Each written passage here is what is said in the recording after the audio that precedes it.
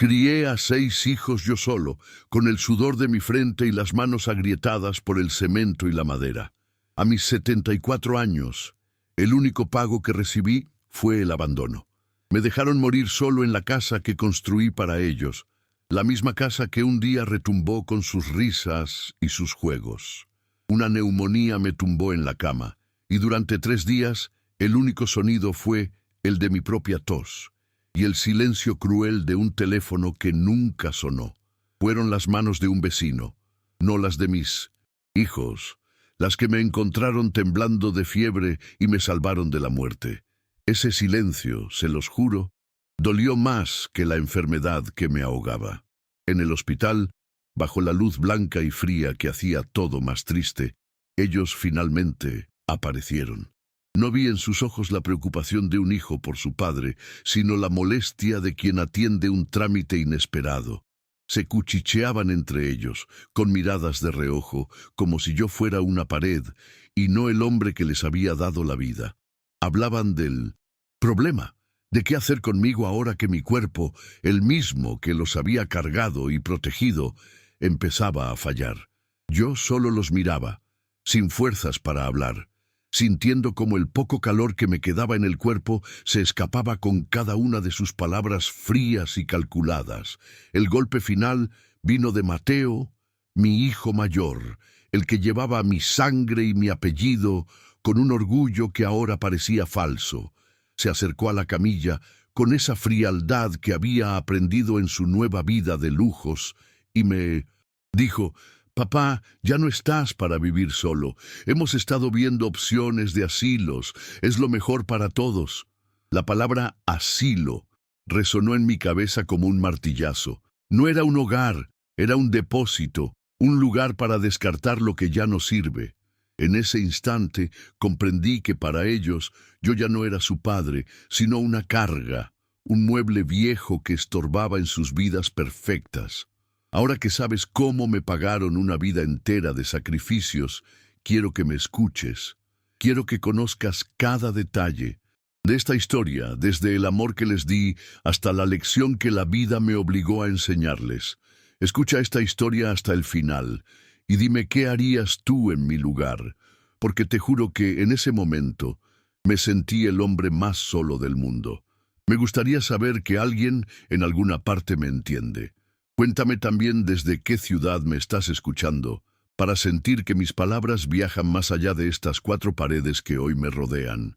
Ellos creían saberlo todo de mí: el viejo carpintero, el obrero jubilado con una pensión miserable.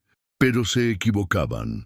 No tenían idea de quién era realmente Arturo Morales. No sabían del secreto que había guardado bajo llave durante décadas, en el fondo de un viejo baúl de madera al pie de mi cama. Ese baúl no guardaba ropa vieja ni recuerdos inútiles, guardaba una promesa que le hice a su madre en su lecho de muerte. Un secreto que, en medio de esa humillación, se convirtió en mi única esperanza y en el arma silenciosa de mi dignidad. La verdad es que sus desprecios me dolieron el alma, pero no me quebraron.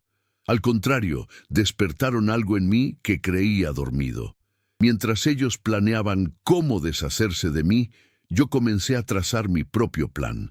Un plan no de venganza, sino de justicia. Porque hay una gran diferencia. ¿Alguna vez has sentido que te subestiman tanto que te vuelves invisible?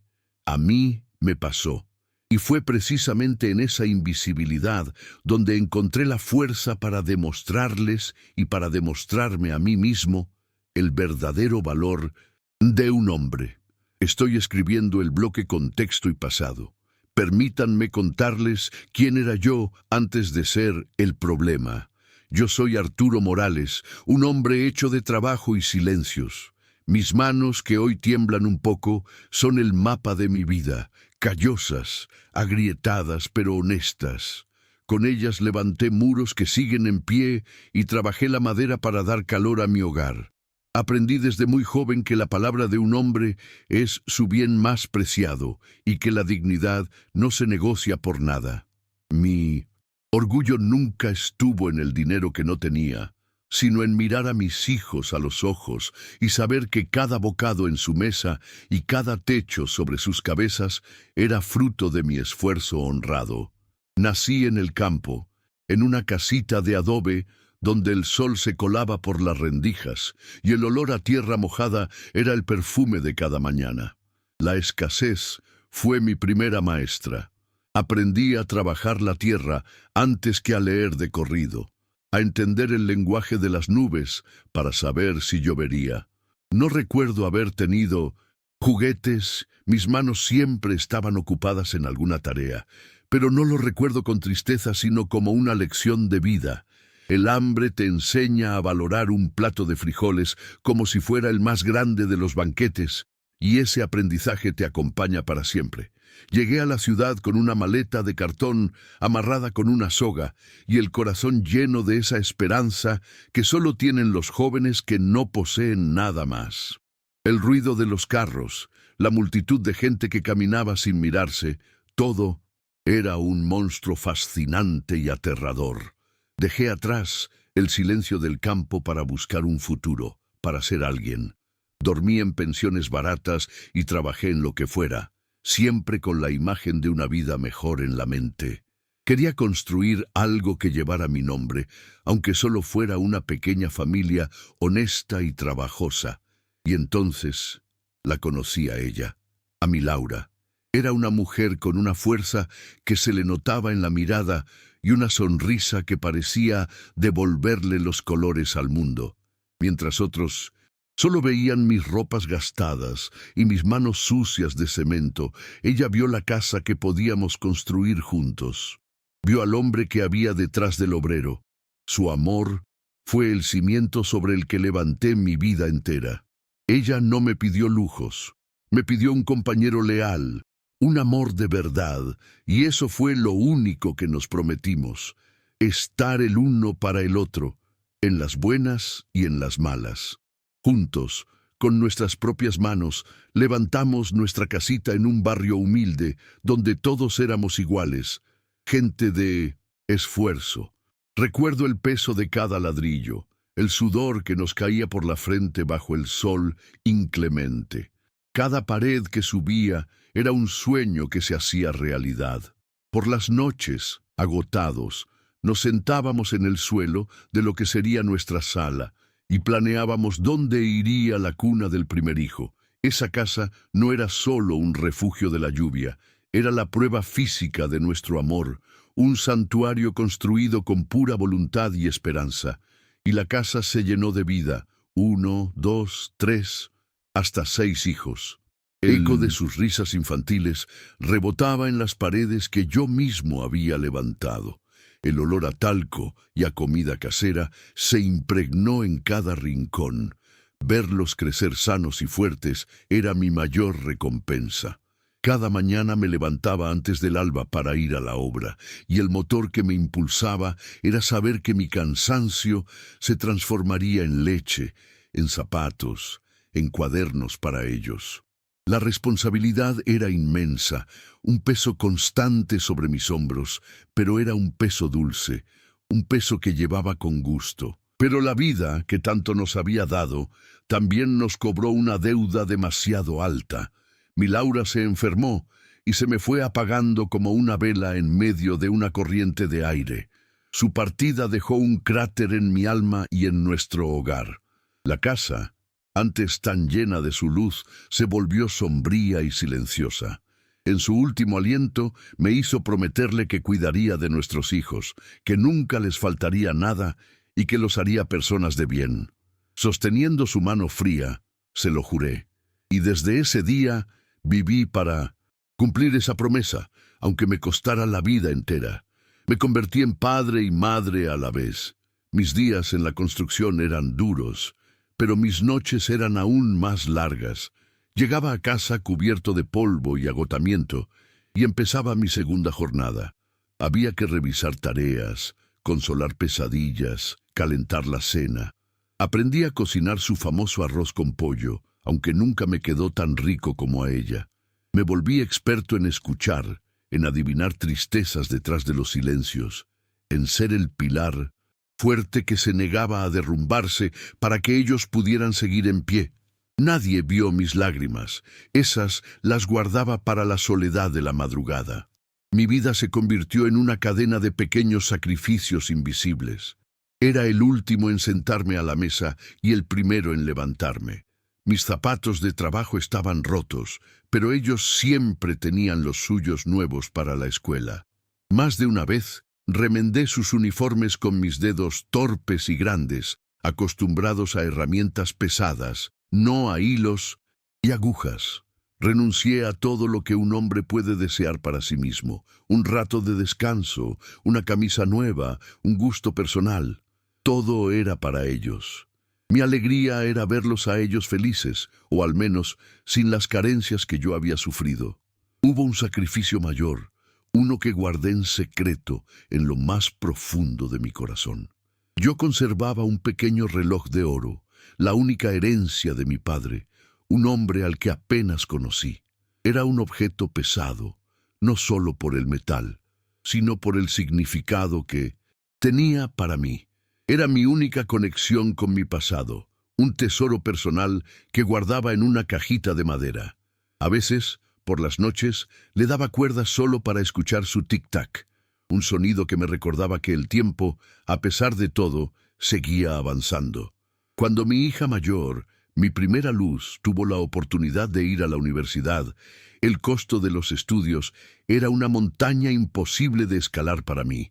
Lo intenté todo. Pedí adelantos, trabajé horas extra hasta el agotamiento, pero no era suficiente. Una tarde, con el corazón hecho un nudo, caminé hasta una casa de empeño en el centro de la ciudad. Entré y, sin mirar atrás, dejé sobre el mostrador el reloj de mi padre.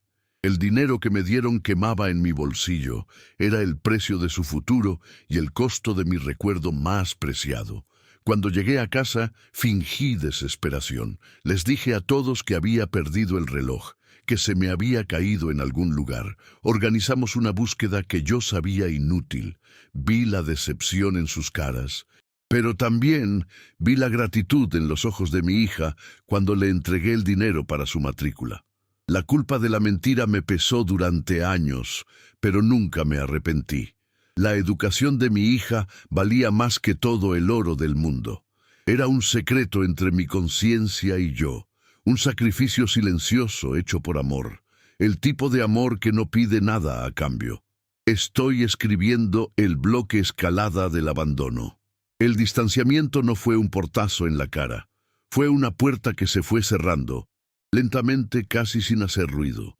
Sucedió poco a poco, a medida que sus vidas se llenaban de cosas más importantes que su viejo padre. Primero fueron las bodas, luego las casas nuevas en barrios que yo solo conocía de oídas. Mi pequeño hogar, que alguna vez fue el sol alrededor del cual giraban sus vidas, se convirtió en un satélite lejano, una estrella que se iba apagando en el firmamento de sus nuevas prioridades. Las excusas, al principio, sonaban hasta lógicas, pero con el tiempo se convirtieron en el himno de mi soledad. Recuerdo la primera vez que sentí la espina del desprecio. Mateo, mi primogénito, trajo a su esposa, Raquel, a conocer la casa. Ella caminó por mi sala como si pisara un campo minado, con una sonrisa forzada que no le llegaba a los ojos. La escuché susurrarle a mi hijo que el lugar era muy pintoresco. Esa palabra, dicha con ese tono, no era un halago. Era una forma educada de llamar pobre y anticuada a la casa que yo había construido con tanto amor, al nido donde él mismo había crecido. Mateo no dijo nada, solo bajó la mirada, avergonzado de mí, de sus raíces. Luego vinieron mis yernos. En las pocas reuniones familiares que aún se celebraban bajo mi techo, ellos hablaban de sus modernos apartamentos con vistas panorámicas y luego miraban mis paredes con una mezcla de lástima y superioridad. Don Arturo, me decía el esposo de mi hija Sofía, con el talento que tiene para la construcción, ya es hora de que le dé una manito de gato a esto, ¿no? ¿Cree? Lo decía como si fuera una broma, pero sus palabras eran pequeñas dagas que se clavaban en el orgullo de mi trabajo y en el corazón de mis recuerdos. Raquel, la esposa de Mateo, era la más directa, la más cruel en su delicadeza. Su misión parecía ser pulirme, lijarme como a un mueble viejo para que no desentonara en su vida perfecta. Arturo, por favor, cómprese ropa nueva. Esas camisas ya vieron tiempos mejores, me decía, arreglándome el cuello como si yo fuera un niño. Criticaba mi forma de hablar, mis costumbres, todo lo que me hacía ser yo. Quería transformarme en una versión aceptable de un suegro, alguien a quien no le diera vergüenza presentarle a sus amistades importantes. Pero lo que más me dolía no eran sus palabras, sino el silencio cómplice de mis propios hijos. Ninguno de ellos jamás me defendió. Nunca escuché un «respétalo, es mi padre» o un «esta casa tiene la historia de nuestra familia». Simplemente se quedaban callados, cambiaban de tema o, peor aún, asentían con una mueca de incomodidad. Su silencio era un grito que me confirmaba que ellos también se avergonzaban de mí, del hombre sencillo que los había criado. Mi honestidad y mi humildad se habían convertido en una mancha en sus expedientes de éxito. Las visitas se espaciaron hasta casi desaparecer. La agenda de excusas era interminable. «Papá, este fin de semana tenemos un compromiso social ineludible. Los niños tienen un torneo de fútbol. Imposible. Estamos agotadísimos por el trabajo. Mejor lo dejamos para el otro mes». Cada excusa era un ladrillo más en el muro que estaban construyendo entre ellos y yo. Un muro mucho más alto y frío que cualquiera de los que yo había levantado en mi vida, porque este estaba hecho de indiferencia. El día que me sentí más humillado fue cuando se me ocurrió llevarle a mi hijo Carlos, el abogado, unas empanadas que le había preparado, sus favoritas desde niño. Llegué a su oficina, un edificio imponente de cristal y acero. Me recibió en la entrada, nervioso, mirando a todos lados. «Papá, te agradezco el gesto, pero por favor, no vuelvas a venir así sin avisar. Aquí el ambiente es diferente, es más corporativo. Me incomodas». La palabra incomodar me golpeó como una piedra. Yo, su padre, estorbando con un acto de amor. Ese día volví a casa caminando más lento, más encorvado. Comencé a sentirme como un fantasma en sus vidas. Si me invitaban a algún cumpleaños, era por pura formalidad. Me sentaba en un rincón del salón, rodeado de lujos que no entendía y de conversaciones sobre viajes, acciones y marcas de las que nunca había oído hablar. Yo era un espectador silencioso, una pieza de museo que ya no encajaba en la exposición de sus nuevas vidas. Me sonreían, me preguntaban si quería algo de tomar, pero sus ojos me atravesaban, ya no me veían. Las llamadas telefónicas se convirtieron en un trámite burocrático, una vez al mes, si tenía suerte. «Hola, papá, ¿cómo estás? ¿Todo bien? Ah, qué bueno. Bueno, te dejo que estoy entrando a una reunión». La conversación duraba menos de 2 minutos. El objetivo no era saber cómo estaba mi alma, sino confirmar que mi cuerpo aún funcionaba y que no representaba un problema inminente que tuvieran que resolver. La comunicación se había reducido a un mero reporte de estatus. El viejo sigue vivo. Hasta mis nietos, que eran la luz de mis ojos, se volvieron extraños para mí. Sus padres les llenaron la vida de tantas actividades y tecnologías que ya no había espacio para el abuelo carpintero. «La casa del abuelo es aburrida», les oía decir. «No tiene wifi». Veía cómo mis propios hijos los moldeaban para que vieran mi mundo, mi barrio, como algo inferior, algo de lo que había que escapar. Me estaban borrando no solo de sus vidas, sino también de la memoria de la siguiente generación. Isabel, mi hija menor, la que yo creía la más sensible, me decepcionó profundamente. Su carácter débil era un títere en manos de su marido. un hombre trepador y materialista. A veces me llamaba a escondidas llorando, diciéndome que me extrañaba y que no era justo cómo me trataban, pero a la hora de la verdad, a la hora de dar la cara por mí, de insistir en una visita, siempre se acobardaba. Su compasión de contrabando era casi más insultante que la indiferencia de los demás. Observándolos, comprendí que mis hijos padecían una enfermedad silenciosa y terrible, el materialismo. Se habían contagiado de la idea de que el valor de una persona se mide por lo que tiene en el banco, no por lo que tiene en el corazón. En su contabilidad de la vida, un padre obrero y jubilado no sumaba, restaba.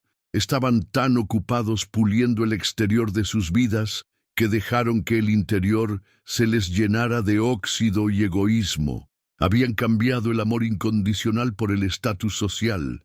Por eso dejé de pedirles nada. Aprendí a tragarme mi orgullo y a resolver mis problemas solo. Si se rompía una tubería, pasaba horas tratando de arreglarla con mis manos temblorosas. Si las bolsas del mercado pesaban demasiado, hacía el camino en varias etapas. Prefería el dolor del esfuerzo físico a la humillación de escuchar sus suspiros de fastidio por teléfono. Me volví un experto en autosuficiencia, no por fortaleza, sino para proteger la poca dignidad que me quedaba. Los días especiales se convirtieron en puñales. Mi cumpleaños número 73 lo pasé con la única compañía de un pastelito que me compré en la panadería de la esquina. En Nochebuena, mientras imaginaba a mis hijos y nietos abriendo regalos caros en sus casas calientes y llenas de luces, yo cenaba solo, mirando las sillas vacías alrededor de mi mesa. Cada silla tenía un nombre, una risa, un recuerdo. La ausencia era tan densa que casi se podía tocar. La ironía más cruel era que mis vecinos, con los que no compartía ni una gota de sangre, me trataban con más cariño y respeto que mi propia familia. Doña Carmen, la señora de enfrente, siempre me guardaba un plato de su almuerzo. Don Manuel, el del taller, se sentaba conmigo en la vereda a hablar de los viejos tiempos, gestos pequeños, simples, pero que valían más que todas las llamadas apresuradas y las visitas forzadas de mis hijos. Ellos veían a Arturo, el hombre. Mis hijos solo veían a su padre, el problema. Hubo un tiempo en que me torturaba buscando mis errores. ¿En qué fallé? ¿Fui demasiado estricto o demasiado blando? Repasaba mi vida una y otra vez, tratando de encontrar el punto exacto en que sus corazones se habían desviado del camino, que yo y su madre intentamos enseñarles. Cargar con esa culpa es un peso insoportable. Te carcome por dentro y te hace dudar de cada acto de amor que alguna vez diste. Pero la soledad te da mucho tiempo para pensar. Y poco a poco, la niebla de la culpa se fue disipando. Comencé a entender que el error no estaba en mi pasado, sino en su presente. No era mi amor el que había fallado, era su gratitud la que se había perdido. Yo les di raíces, pero ellos solo querían alas para volar lejos de mí. Esta comprensión no borró el dolor, pero le quitó el veneno de la culpa y lo reemplazó con una profunda y amarga tristeza. Así, el silencio se apoderó de mi casa y de mi vida. Me estaba acostumbrando a la soledad, a no esperar nada de nadie. Vivía rodeado de los fantasmas de lo que una vez fuimos, una familia unida por el amor. Sentía que el edificio de nuestra relación ya se había derrumbado por dentro y que solo faltaba un último temblor para que la fachada se viniera abajo. Ese temblor llegó con la fiebre y la tos de una neumonía que casi me lleva de este mundo. Estoy escribiendo el bloque El Secreto. Allí, en esa cama de hospital que olía a desinfectante y a tristeza, mientras escuchaba a mis hijos debatir sobre el asilo más conveniente para mí, algo dentro de mí hizo clic. El dolor agudo que me había acompañado durante años se transformó en una calma helada, en una claridad absoluta. Me di cuenta de que ellos estaban sentenciando a un hombre que no conocían. Hablaban de un viejo pobre, débil y acabado. Pero ese no era yo. En ese instante, la imagen del viejo baúl de madera al pie de mi cama apareció en mi mente, y con ella, la promesa que le hice a Laura. Mi gran secreto no era un fajo de billetes escondido debajo del colchón, era algo mucho más grande, más paciente y poderoso. Era tierra, un extenso terreno en las afueras de la ciudad que, con el paso de los años y el crecimiento urbano, se había convertido en una fortuna silenciosa. En el fondo de ese baúl, título de propiedad, con los bordes amarillos y frágiles, me nombraba a mí, Arturo Morales, como el único y legítimo dueño. Mientras mis hijos me veían como un hombre que no poseía más que deudas y recuerdos, la realidad es que yo era dueño de un horizonte que ellos ni siquiera podían imaginar. Este secreto nació de la bondad de un hombre justo, mi antiguo patrón, don Joaquín. Era el dueño de la constructora, un hombre mayor, de pocas palabras que no tuvo herederos. Durante más de 20 años, yo no fui solo su empleado. Fui su hombre de confianza, el que se quedaba hasta tarde, el que nunca le falló. Él me veía trabajar bajo el sol, veía la honestidad en mis manos y el amor con el que hablaba de mi esposa y mis hijos. Veía en mí al hijo que nunca tuvo, un hombre forjado en la misma cultura del esfuerzo que él tanto respetaba. Don Joaquín sabía que me pagaba menos de lo que mi trabajo valía, pero la empresa pasaba por tiempos difíciles. A menudo me llamaba a su oficina, no para darme órdenes, sino para compartir un café y hablar de la vida. Él veía más allá del overol manchado de cemento. Veía mi cansancio, mis sacrificios, y en sus ojos, a veces, encontraba una mirada de profundo respeto. Me decía que la lealtad, en un mundo de gente apurada, era el bien más escaso y valioso, y que la vida, de una u otra forma, siempre recompensaba a los hombres leales. Un día, poco antes de morir, me entregó una carpeta con documentos. Arturo, me dijo con una voz cansada, este mundo se acaba y no tengo a quién dejarle mis batallas. Me explicó lo del terreno. Esto no es nada ahora, Arturo, es solo un pedazo de monte, pero la ciudad no para de crecer. Guárdalo bien, porque algún día este pedazo de tierra cuidará de ti y de los tuyos. No me lo dio como una limosna, sino como un pago justo por una vida de trabajo y lealtad incondicional. Fue su forma de saldar una deuda. Cuando le conté a mi Laura, ella, con su inmensa sabiduría, no se dejó cegar por la emoción. Vimos juntos los papeles, esa fortuna que parecía un sueño, y comprendimos el peligro que representaba. Laura temía que el dinero fácil, el dinero no ganado, fuera como un veneno para el alma de nuestros hijos. El esfuerzo es lo que les dará un carácter fuerte, Arturo, me dijo. Si saben que hay una fortuna esperándolos, ¿para qué van a luchar? ¿Para qué van a sacrificarse? Les robaríamos el orgullo de construir sus propias vidas. Esa conversación se convirtió en un pacto sagrado en su lecho de muerte. Sosteniendo su mano fría, con el corazón roto por su partida inminente, se lo prometí. Júrame, Arturo, me susurró, que no les dirás nada de la tierra, a menos que sea una emergencia de vida o muerte. Que su mayor herencia sea el ejemplo del trabajo, no un título de propiedad. Su último miedo no era la muerte, sino que la riqueza corrompiera el corazón de los niños que tanto amábamos. Y yo sellé esa promesa con un beso en su frente. Cumplir esa promesa fue una carga que llevé en silencio durante décadas. Hubo tantos momentos de necesidad, tantas noches en las que me fui a la cama con el estómago apretado por las deudas, en las que vender un pedacito de esa tierra habría sido la solución fácil. Cuando vendí el reloj de mi padre para pagar los estudios de mi hija, el secreto me quemaba por dentro, pero la voz de Laura resonaba en mi cabeza, recordándome que estábamos forjando algo más valioso que el dinero. Estábamos forjando el carácter de nuestros hijos. Así, el título De propiedad durmió el sueño de los justos en el fondo del baúl. El terreno esperaba, paciente, mientras la ciudad se estiraba perezosamente en su dirección. Cada año, con el dinero que ahorraba de mi exigua pensión, pagaba religiosamente los impuestos de esa tierra, un pequeño peregrinaje secreto para mantener viva la promesa a Laura. Mis hijos crecieron, se educaron y prosperaron creyendo que venían de la nada, impulsados por la necesidad de abrirse camino. Yo creía, con toda mi alma, que les estaba haciendo el mayor de los bienes.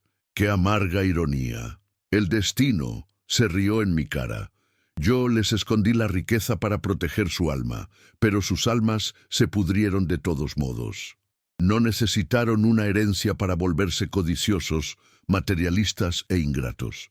Se contagiaron de la enfermedad de querer tener más, de aparentar más, de valorar a las personas por su cuenta bancaria. Mi sacrificio, el pacto silencioso con mi esposa moribunda, parecía haberse convertido en el chiste más cruel que la en vida me había contado. Pero en esa cama de hospital, humillado y abandonado, entendí el verdadero alcance de las palabras de Laura. Una emergencia de vida o muerte. Yo siempre pensé que se refería a la pobreza extrema, a una enfermedad terminal. Pero la emergencia era esa, la muerte de mi dignidad, el asesinato de mi espíritu a manos de mis propios hijos. La vida que yo conocía, la del padre amado y respetado, estaba muerta. Esa, y no otra, era la emergencia de la que hablaba mi esposa. Y entonces una paz inmensa me invadió. Se secaron las lágrimas invisibles que llevaba llorando por años. La tristeza dio paso a una determinación de acero. El secreto que guardé por amor ya no sería un escudo para protegerlos a ellos, sino una herramienta para salvarme a mí. Don Joaquín dijo que la tierra cuidaría de ti y de los tuyos. Por décadas me enfoqué en la segunda parte. Era hora de ocuparme de la primera. El plan surgió en mi mente, no como una venganza, sino como un acto de justicia, poética. Ellos habían escrito mi final. Yo, ahora, iba a escribir mi nuevo comienzo. Estoy escribiendo el bloque El Giro. El día que me dieron el alta del hospital, mis hijos no vinieron a buscarme. Me enviaron un taxi, como si despacharan un paquete. Mientras el coche se alejaba, miré por la ventanilla el edificio gris y sentí que no dejaba nada atrás, sino que, por primera vez en mucho tiempo, avanzaba hacia algo. La soledad en el asiento trasero de ese vehículo anónimo no me pesaba. Al contrario, me hacía sentir ligero. Era la extraña calma del soldado que, tras sobrevivir a la peor de las emboscadas, finalmente tiene claro su contraataque. Mi primera parada no fue mi casa, sino un viejo teléfono público en una esquina. Con las pocas monedas que tintineaban en mi bolsillo, hice una llamada que había ensayado en mi mente durante décadas. No busqué a un abogado vengativo, sino al director de una de las empresas de desarrollo inmobiliario más grandes del país. Un nombre que había visto en las noticias económicas. Al principio, una secretaria con voz eficiente intentó despacharme, pero cuando pronuncié dos palabras mágicas, Don Joaquín y el nombre de las tierras, se hizo un silencio absoluto al otro lado de la línea. Un minuto después, era el propio director quien me hablaba con un tono de urgencia y respeto. La reunión fue en una oficina que parecía más grande que mi casa entera, con vistas a toda la ciudad. Yo llegué con mi camisa de siempre y mis zapatos gastados. Pero por primera vez no me sentí pequeño. Ellos no veían a un viejo pobre, veían a un misterio. Cuando desdoblé con cuidado el título de propiedad original y lo puse sobre la inmensa mesa de caoba pulida, el aire en la sala cambió por completo. La cifra que escribieron en un papel y deslizaron hacia mí tenía tantos ceros que parecía irreal, una broma. Acepté sin negociar. Mi verdadera ganancia no estaba en ese número, sino en el destino que ya le había asignado. Y justo en ese momento, con el Contrato firmado frente a mí, sintiendo el poder de una decisión que cambiaba todo, pensé en lo frágil que es el destino. Había pasado de ser la víctima de un plan cruel a convertirme en el arquitecto silencioso de un nuevo futuro. Ahora te pregunto a ti, que has caminado conmigo por el valle de mi dolor y mi humillación. Si tuvieras esa fortuna en tus manos y el recuerdo de la traición quemándote la piel, ¿qué harías? ¿Buscarías devolver el golpe? ¿La revancha? Si fueras tú, ¿qué harías ahora? Mi venganza no iba a ser un plato que se sirve frío, porque no era venganza en absoluto. Mi plan tenía un nombre, y era el más dulce de todos: Laura. Invertí la mayor parte de esa fortuna en comprar un viejo convento abandonado en mi propio barrio y contraté a los mejores para devolverle la vida. Mi objetivo era fundar el Hogar Laura Morales, una residencia para ancianos de bajos recursos, un lugar lleno de luz, con jardines florecidos, talleres de carpintería y de costura, con olor a pan recién horneado y, sobre todo, un lugar donde la dignidad fuera el pan de cada día. Justo lo contrario al oscuro depósito al que mis hijos querían arrojarme. La noticia de la construcción estalló primero en el barrio y luego saltó a los periódicos locales. Misterioso filántropo transforma ruina en hogar de lujo para ancianos. Al principio, mi identidad era un secreto, pero en un proyecto tan personal era imposible mantener el anonimato por mucho tiempo. El día de la inauguración, un joven periodista, más curioso que los demás, ató los cabos y reveló la historia completa. Arturo Morales, el humilde carpintero jubilado del barrio, era el benefactor. La noticia se volvió viral. El obrero que, en lugar de reclamar, construía. Entonces, el teléfono de mi vieja casa, el mismo que había permanecido mudo durante mi enfermedad, empezó a sonar sin parar. La primera llamada fue de Mateo. Su voz, siempre tan segura y arrogante, tartamudeaba. «Papá, leí el periódico. ¿Es verdad? ¿De dónde y cómo?» No había orgullo en su pregunta. Solo había un shock paralizante y el eco inconfundible de la avaricia. Podía oír las cifras rebotando en su cabeza. La inmensa fortuna que se les había escurrido entre los dedos por su propia crueldad. Su mundo de certezas se había derrumbado. Después de la llamada de Mateo, llegaron ellos en persona, como una procesión de arrepentidos. Uno por uno, aparecieron en la puerta de la casa que antes despreciaban, con regalos torpes y sonrisas que no encajaban en sus caras. Isabel, mi hija menor, lloraba y me pedía perdón, culpando a su marido de todo. Raquel, la esposa de Mateo, la que criticaba mis camisas, ahora elogiaba mi inmenso corazón e intentaba abrazarme. El teatro de la reconciliación había comenzado, pero los actores eran pésimos y el guión transparente. Los escuché a todos, en silencio.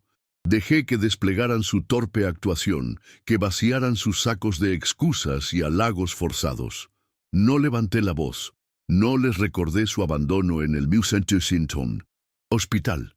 No usé mi nueva posición para humillarlos, como ellos me habían humillado a mí. Cuando el torrente de falsedades cesó, los miré a los ojos, uno por uno, y con una calma que los desarmó por completo, les dije: el dinero nunca fue la herencia. Mi promesa a su madre fue criar personas de bien. Veo que en eso, en lo más importante, les fallé. Mi respuesta no fue un grito, fue un susurro, pero resonó en ese salón con la fuerza de una sentencia. Mis hijos se fueron de mi casa ese día, pero no salieron por la misma puerta por la que entraron. Se fueron en silencio, encogidos, derrotados no por mi dinero, sino por mi dignidad. Supe después, por las voces del barrio, que la revelación de la verdad fue una bomba que estalló en el centro de sus vidas, destruyendo los cimientos de su codicia. Comenzaron a culparse unos a otros, a reprocharse el haber despreciado al viejo, fracturando para siempre sus relaciones. Mientras tanto, yo empaqué mis pocas cosas en una maleta de cartón, cerré la puerta de la casa que construí y me mudé a mi nueva vida. Ahora vivo en una pequeña suite en el Hogar Laura Morales, rodeado de personas que, como yo, conocen el valor de una conversación y una mano amiga. Ya no estoy solo. Encontré una nueva familia, una que se elige con el corazón. Mi escena final no es en un hospital, sino aquí, en el jardín que lleva el nombre de mi Laura. El sol de la tarde me calienta los hombros mientras ayudo a Elena, una residente de 80 años con la risa de una niña, a regar las flores que plantamos la semana pasada. Hablamos de nuestros nietos, los de ella que la visitan, y los míos, que ahora son los niños del comedor comunitario que fundé al lado del hogar. Nos reímos juntos, un sonido honesto que llena el aire. Levanto la vista y contemplo el edificio lleno de luz y de vida, y una sonrisa que no sentía desde hacía décadas se dibuja en mi cara. No es la sonrisa de la victoria, sino la de la paz. ¿Existe, al final del camino, una riqueza más grande que esa? Mi historia termina aquí, pero su lección, espero, apenas comienza. La vida me enseñó de la forma más dura que el verdadero legado no es lo que acumulas, sino lo que das. La dignidad no tiene precio y la gratitud es el único tesoro que no se devalúa con el tiempo. Si tienes a tus padres vivos, no des por sentado su amor. Ve y abrázalos. Escucha sus historias, aunque las hayas oído 1000 veces. El silencio de un teléfono que no suena es una herida que nunca cicatriza. El amor no es una obligación, es un privilegio.